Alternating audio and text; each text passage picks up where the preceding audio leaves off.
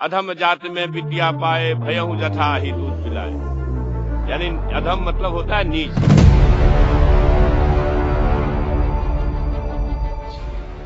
दुनिया के लोगों सुनो, आपके माध्यम से कहना चाहता हूँ, नीच जाति के लोग शिक्षा ग्रहण करके जहरीला हो जाते हैं, जैसा कि सांप दूध पीने के बाद होता है।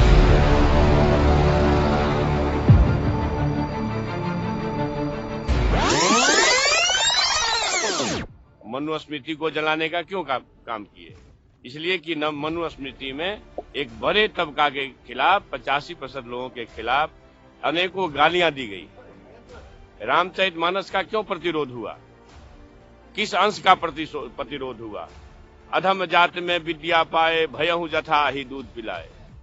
यानी अधम मतलब होता है नीच। दुनिया के लोगों सुनो, आपके माध्यम से कहना चाहता हूँ, नीच जाति के लोगों को शिक्षा ग्रहण करने का अधिकार नहीं था, और उसमें कहा गया है कि नीच जाति के लोग शिक्षा ग्रहण करके जहरीला हो जाते हैं, जैसा कि सांप दूध पीने के बाद होता है। हम इस सवाल में मैं इसलिए ये बात कहता हूँ कि इसी चीज को कोट करके बाबा साहब अम्बेडकर ने दुनिया के लोगों को बताया, ये जो ग्रंथ हैं नफरत को बोने वाले, एक युग में मनुस्मृति, दूसरे युग में रामचरितमानस और तीसरे युग में गुरु गोवलकर का बंच ऑफ थॉट, ये दुनिया को हमारे देश को, समाज को नफरत में बांटती है। नफरत देश को महान नहीं बनाएगा। जब भी कभी महान बनाएगा तो मोहब्बत ही बनाएगा।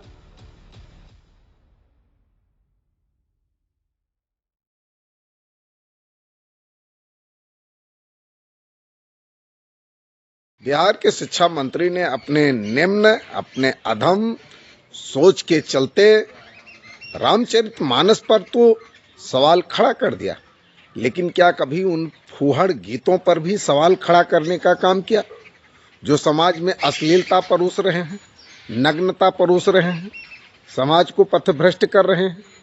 उन पर कभी सवाल नहीं उठाया।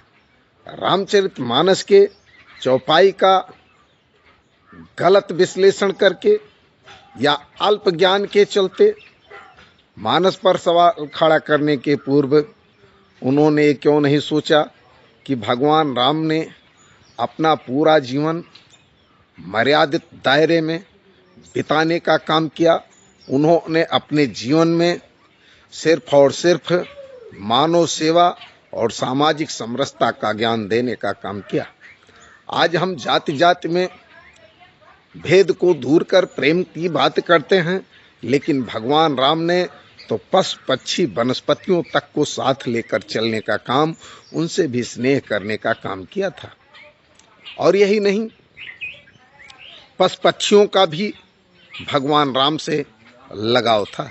भगवान राम को भगवान ना भी माने, आप एक सामान्य मनुष्य माने, तो भी वो उस समय के कितने बड़े वैज्ञानिक थे जिन्हें जानकारी थी कि मनुष्य और पशु पक्षियों में ही नहीं, वनस्पतियों में भी चेतना है।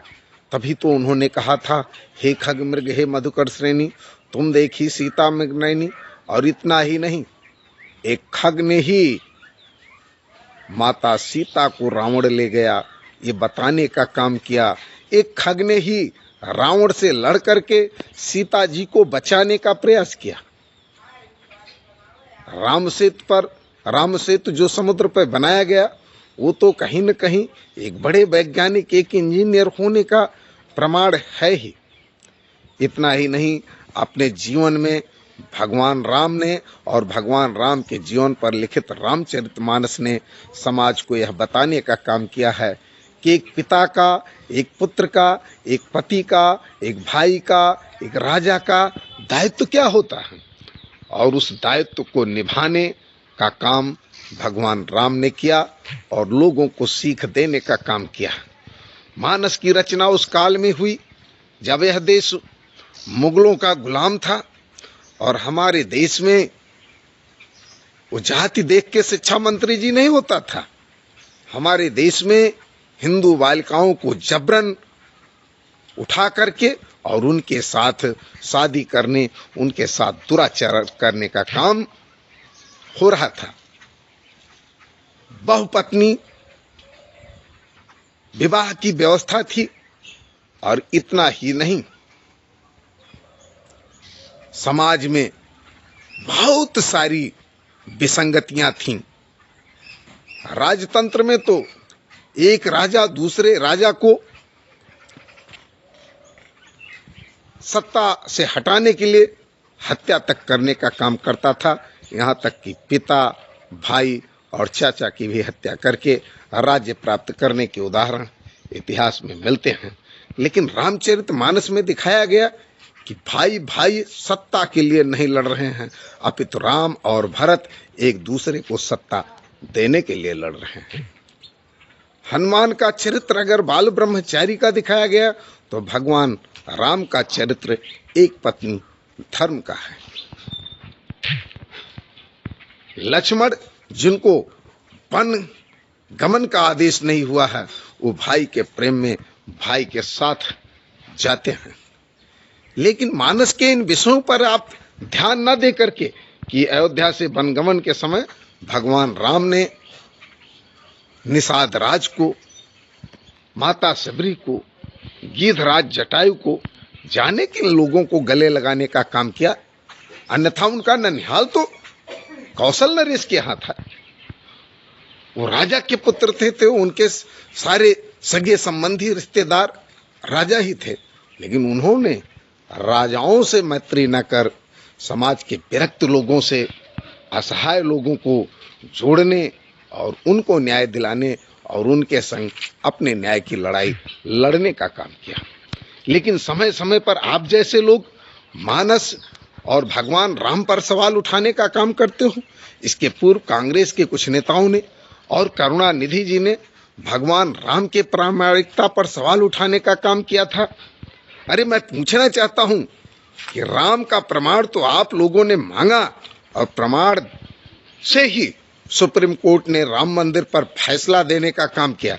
मैं कदापि ये भी नहीं मानता कि जिस तरीके से आप रामचरितमानस पर अंगुली उठा करके जात की राजनीति करके अपने वोट बैंक को बढ़ाना चाहते हैं और भारतीय जनता पार्टी ये दिखाना चाहती है कि मंदिर का फैसला उसके प्रयास से हुआ, उसके प्रयास से नहीं अपितु साक्ष्यों के आधार पर फैसला हुआ।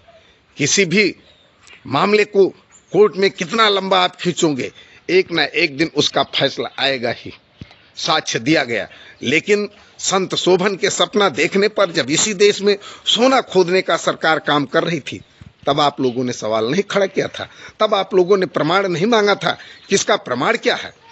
और उस सोने को खोजने के लिए सरकारी तंत्र का जो प्रयोग किया गया उसमें पैसा लगा कि नहीं लगा। अरे सवाल खड़ा कीजिए तो समाज के बुनियादी मुद्दों पर खड़ा कीजिए जिससे समाज का हित हो। समाज में विष घोलने का काम न कीजिए। एक मिनट के लिए आपके हिसाब से कहीं मानस में या किसी ग्रंथ में कुछ कमी है भी तो उसे आप सुधारने का काम करेंगे कि अभी तो समाज में और विष बोने का काम करेंगे। जात की राजनीति करने से बिहार का उत्थान नहीं होगा, देश का उत्थान नहीं होगा, अपितु किसी भी व्यक्ति का उत्थान शिक्षा, चिकित्सा और रोजगार से होगा। कुछ आप लोग दिल्ली से सीखो, कुछ आप लोग अन्य राज्यों से सीखो और जात की राजनीति से परे विकास की राजनीति करने का काम करो। उन भगवान राम और रामचरितमानस पर आप सवाल खड़ा करने का काम करते हो जिन्होंने उनकी राम भगवान मर्यादा पुरुषोत्तम प्रभु राम की धर्मपत्नी माता सीता पर, उनके आचरण पर आक्षेप लगाने वाले को भी भगवान राम और माता सीता ने क्षमा दान देने का काम किया था। माता सीता पृथ्वी में समाहित होते हुए कहती हैं कि ये भी अपना संतान है और इसे क्षमा कर दें, इसमें इसका कोई दोष नहीं है। तो मानस हो, मानस को मानने वाले लोग हों और यहाँ तक कि हमारे आराध्य प्रभु श्री राम हों, हम लोग तो क्षमा देने सीखे ही हैं। और लेकिन कुछ ऐसे आसुरी प्रवृत्ति के भी लोग होते हैं, रावण सम लोग जैसे भी होते हैं जो गलती करते हैं लेकिन माफी मांगते नहीं हैं। सुनाई दिया है कि अपने इस बयान को लेकर के माफी आप भी मांगने नहीं वाले नहीं हैं। अरे रावण को भी उसके परिजन, उसके गुरजन और यहाँ तक कि प्रभु श्री राम के दूतों ने बार बार समझाया कि माता सीता को वापस कर दो, प्रभु राम तुमको माफ कर देंगे, लेकिन वो माफी मांगने को तैयार नहीं हुआ। आपने अपने क्षणिक लाभ के लिए या त्रुटिवश ऐसा बयान दे दिया उसके लिए आप माफी मांगते, लेकिन माफी ना मांग करके आप न सिर्फ मानस रचयिता संत तुलसीदास और प्रभु राम का अपमान करने का काम किया है, अपितु कोट कोट हिंदू जनमानस की भावना को आहत करने का काम किया है। और इसका जवाब आने वाले दिनों में राम भक्त जनता आपको देने का काम करेगी। आप देख सकते हैं कि राम के प्रामाणिकता पर सवाल उठाने वालों का क्या हश्र हुआ।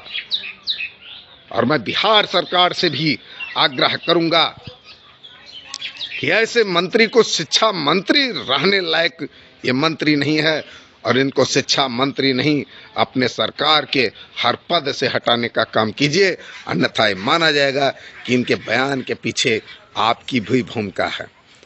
समाज को जाति में बांटने और जातिगत जनगणना का जो खेल आप लोग खेल रहे हो, ये बहुत ही निम्न सोच का, बहुत ही अधम सोच का परिचायक है। मैं तो बार बार कई मंचों से कह चुका हूं कि जो लोग ये कहते हैं कि जिसकी जितनी संख्या भारी उसकी उतनी हिस्सेदारी, तो इस फार्मूले को जनता को सिखाने के बजाय पहले अपने परिवार में लागू करके दिखा दो कि किसी के बाबा के 2 बेटे, एक उनके पिताजी और एक उनके चाचा जी हों। पिताजी के 1 लड़का हो, आप स्वयं हो, और चाचा जी के 4 लड़के हों, तो बाबा की संपत्ति को 5 भागों में बांट करके 1/5 आप अपने संख्या बल के आधार पर लेने का काम जिस दिन कर दो, उस दिन आपके नारे को हम समर्थन दे देंगे। अरे इस देश का उत्थान योग्यता वर्ण में है, योग्यताधारियों का चयन कीजिए। आरक्षण और सुविधा का लाभ होना चाहिए शिक्षा के लिए, चिकित्सा के लिए, भोजन के लिए, न कि आप सिर्फ और सिर्फ जाति के आधार पर बिना योग्यता को जांचे परखे किसी को डॉक्टर बना देंगे, किसी को इंजीनियर बना देंगे, किसी को शिक्षक बना देंगे, किसी को जज बना देंगे। तो फिर आप अच्छी शिक्षा कैसे पाएंगे, ऐसा अच्छा पुल कैसे पाएंगे, अच्छी चिकित्सा कैसे पाएंगे और न्याय कैसे पाएंगे? क्या इस देश में एक व्यवस्था बना दिया जाए कि अमुक जाति का अमुक डॉक्टर, अमुक जाति का अमुक शिक्षक, अमुक जाति का अमुक न्यायाधीश होगा? कुछ तो शर्म करो आप लोग। जब यह देश गुलाम था तो नारा दिया गया हिंदू मुस्लिम सिख ईसाई हम आपस में भाई भाई, और आज आप हिंदुओं को भी विभिन्न कैटेगरी में बांटने का काम कर रहे हो। बांटते हो खुद, आरोप लगाते हो वेदों पर, पुराणों पर, मानस पर।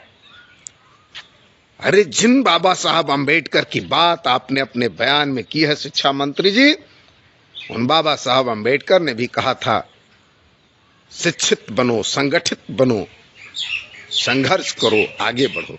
ना कि उन्होंने कहा था सिर्फ संघर्ष करो और आगे बढ़ो। शिक्षा के क्षेत्र में काम करिए, संगठन के क्षेत्र में काम कीजिए, एकता और अखंडता के विषय में काम कीजिए। भारत को पुनः खंड खंड करने की दिशा में आगे बढ़ने का काम न कीजिए। और जो वर्गवाद की बात करते हो, संविधान ने समाज को 4 वर्गों में बांटने का काम नहीं किया क्या? अभी कुछ दिन पूर्व 52 विश्राम के विष घोलने वाले बयान पर मैंने इस बात को कहा था। आज पुनः जान लीजिए कि संविधान में भी हमारा समाज 4 वर्णों में बटा हुआ है। अधिकारी होते हैं, कर्मचारी होते हैं, बाबू होते हैं, अंचर होते हैं, समूह का की खा की गा की घा की भर्ती होती है। ये क्या है? जिसकी जितनी योग्यता होगी वो उस पद पर आहूत होगा। ये तो जन्म प्रमाण पत्र, जाति प्रमाण पत्र, ये आपका संविधान लेता है। अन्यथा कर्म आधारित हमारा समाज था, हमारा धर्म था, हमारे धर्म ग्रंथ थे।